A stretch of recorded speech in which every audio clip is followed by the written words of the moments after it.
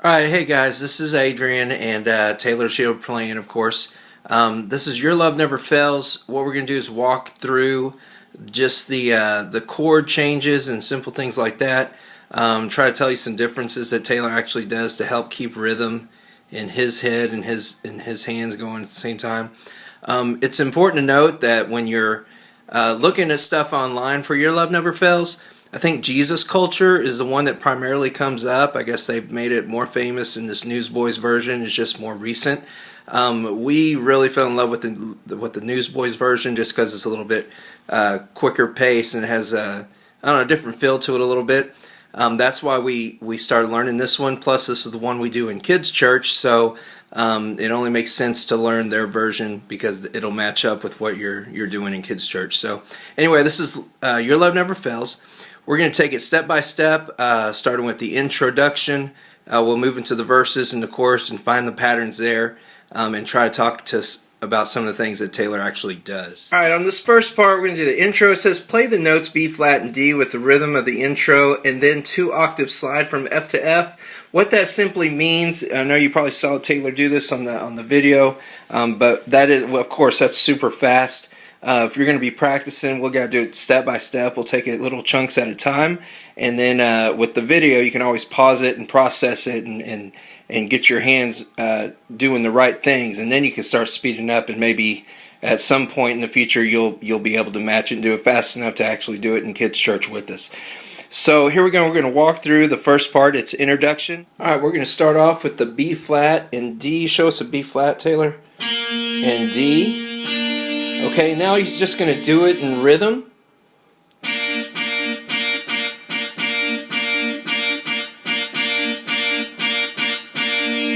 Alright, now let's go ahead and show him the slide. So start with that B flat and D for the right amount of counts and then do the slide.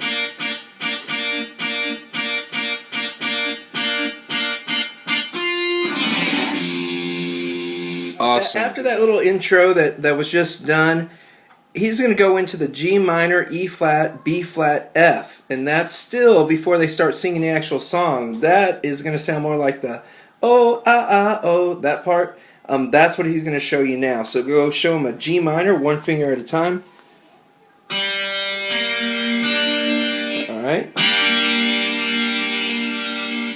Alright, and don't forget on the main video where he's showing you the full thing, press that G minor again so I can show him these chords here. The G minor. Alright, there you can see that the notes are getting the little black dots on them there. You can see what he's playing. Alright, good. So that's the G minor chord with the bass chord. One thing I also want to clarify too, this is the first video we're making, so I'm kind of seeing this as it goes. When you see a chord up here on your sheet, for instance, the G minor, the E flat, the B flat, and the F, Taylor's doing that with his right hand, but it's important to note that with his left hand, he's hitting the major chord, not the chord, I'm sorry, but the note for that chord, the bottom bass note for that chord. So the G minor is going to have a G bottom note with his left hand. So G minor on this side with his right hand and a G with his left hand. Again, that's for minors. So, you know, in essence, F minor would be F on bottom. But then you get into flats and sharps and things like those kind of chords, and you have an E flat chord would just have an E flat bottom. And so he's playing an E flat chord with an E on bottom. E flat. E flat, yeah, E flat chord with an E flat on bottom. And then the next chord is going to be B flat, so, and B flat chord has a B flat bottom. B flat bottom. That sounds funny. And then we do the F, and you guessed it, it's an F chord on bottom. So again, the bass note is just a one-fingered note with your right hand. And so when you're playing keyboard, you basically got both hands working all the time. So keep that in mind. Again, this tells you what to do with your right hand, and you're going to have to figure out what to do with your left hand. The chord chart will tell you what to do with the right hand, and then your left hand will just hit the bottom bass note for that chord. Alright, now what Taylor's going to do is he's going to take us through the entire intro. We're not going to do it as fast as the real song does. Again, it's just practice, but we are going to do it a lot slower. I'm going to count it off, and Taylor, go ahead and play the full intro all the way to the slide, and then the G minor, E flat, B flat, and F, and stop before we're ready to go on the verse 1. Alright, let's go. 1, 2, 3, 4, 1.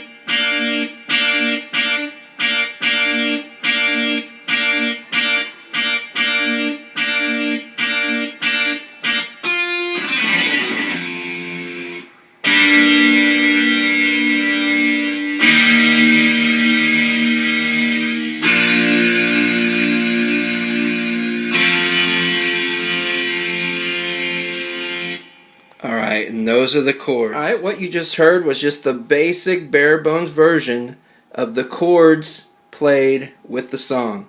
But what Taylor actually does is a little bit more than that. He actually fills in space between some of the chords and between some of the bass notes to give it more of a rhythm as he's playing the keyboard. So it just makes the sound just a little bit more interesting, and it flows a little bit better, and he kind of keeps the beat that way in his head, and it kind of keeps everything together. So again, this is it's going to be kind of hard, but at the same time it makes it a lot more fun when you're learning it.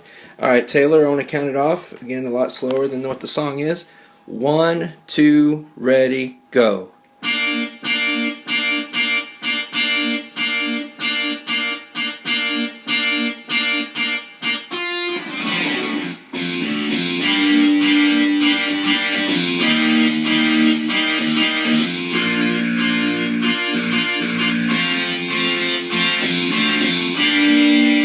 So as you can tell, that little difference there he's doing with his right hand just fills in some of the sound and just makes it more interesting. We're going to go ahead and move on to the verses now. Alright, if you look at the progression is what I want to call it, because what we're doing is we're going from chord to chord to chord to chord.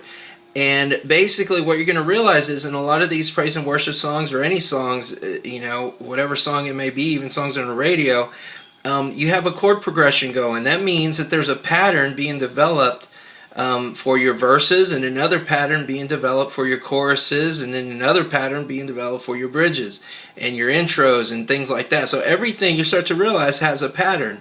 So when you're learning this, keep that in mind. It's not that you have to learn the whole song from beginning to end. What you really got to focus on is what are the patterns, and then just start memorizing those patterns or get real comfortable with those patterns, and it just makes it easier to transition between the fingerings and things like that. So if you look at verse 1, you'll see a G minor chord followed by an E flat chord, then a B flat, then an F, and then it repeats again, G minor, E flat, B flat, F. You go to the second sentence of the verse, and then it's G flat, E flat, G minor, E flat, B flat, F again, G minor, E flat, B flat, F. And so there's the pattern. You can see it right away, and it's the same thing that Taylor's doing on his fingerings. So again, let's take us through some of those chords. And there's one other thing that I want to mention on these chords. Play a G minor chord, Taylor. Okay, just use your right hand so I can bring something up here. Do one finger at a time. Alright, every chord has, I think they're called inversions, but it's the same chord except you can move that thumb over and get a different sound using the same notes, just hitting one of the notes at a lower or higher octave. So can you invert that chord and show them that it's the same chord? That's the same chord, but now he's playing this with his pinky over here instead of with his thumb. Is that right, Taylor? Yeah. Okay, do it again. Do the other version of that chord. Now do the second version. See, it's just a little bit different. So when you look up some of these chords, or you learned a chord a certain way, and it might not look like what he's doing, just keep in mind that every chord has a couple of inversions that you can do to kind of make it have a different sound.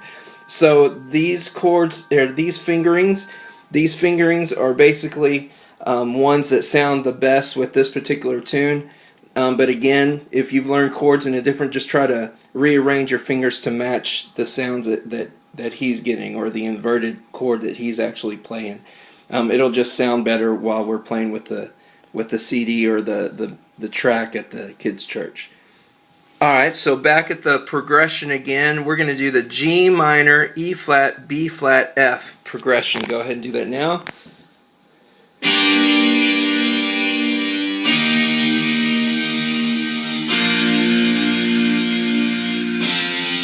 And then repeat.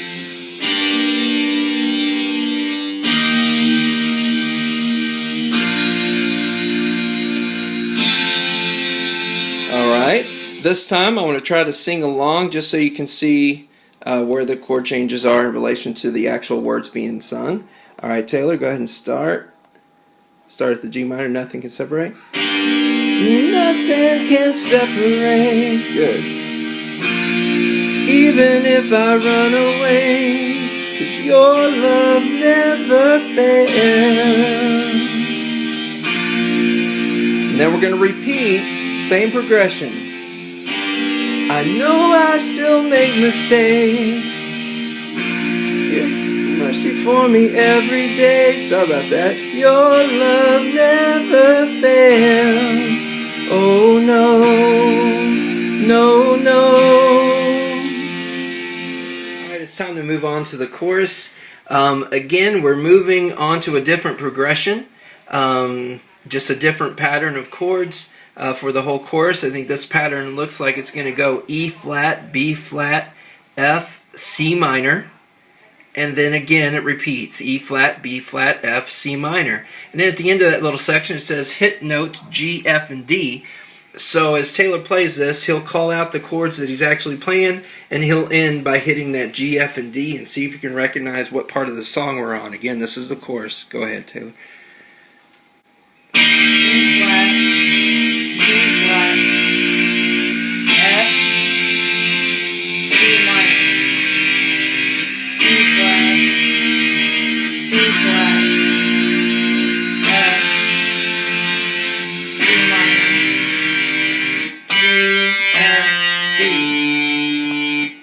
Alright, and now what you're fixing to find out is the major difference between the Newsboys version and the Jesus Culture version. On the chorus, it doesn't go all the way through the chorus on the first time through. It makes a little transition. This little transition I'm talking about is right here. If you notice, this is the exact same thing as what it was up here, the same pattern, G minor, E flat, B flat, F. So what we're going to do is like they cut their chorus in half, through a little transition, and then they're going to go straight to verse 2, which is a repeat exactly as verse 1. So again, you're halfway through the song, and you know it hasn't been that hard of a thing yet. So again, with practice, this song's pretty easy. You know, as long as you practice it now. So anyway, let's do the chorus, Taylor. This time I'll sing, and we'll do the little transition, and then go directly into verse 2 at the end, just like they did. Alright, Taylor, let's get ready. Start with the E flat. We're going to do the chorus. By singing this before, I know I'm probably not going to hit every note exactly right, but just use it as a reference to where your hands should be at the right times. Alright, Taylor, go. You stay the same through the ages. Your love never changes. There may be pain in the night, but joy comes in the morning. Oh, oh, oh, oh, oh, oh, oh. All right, so right after that chorus 1, or half chorus, I guess you could say, we move directly into verse 2, which is the same progression as verse 1. Exact same thing, G minor, E flat, B flat, F chord progression. And then we're just going to walk you through it slowly here. Again, this is already the first part of the video, so it should be pretty quick. Taylor's just going to call out the chords as he plays them. Go ahead, Taylor. G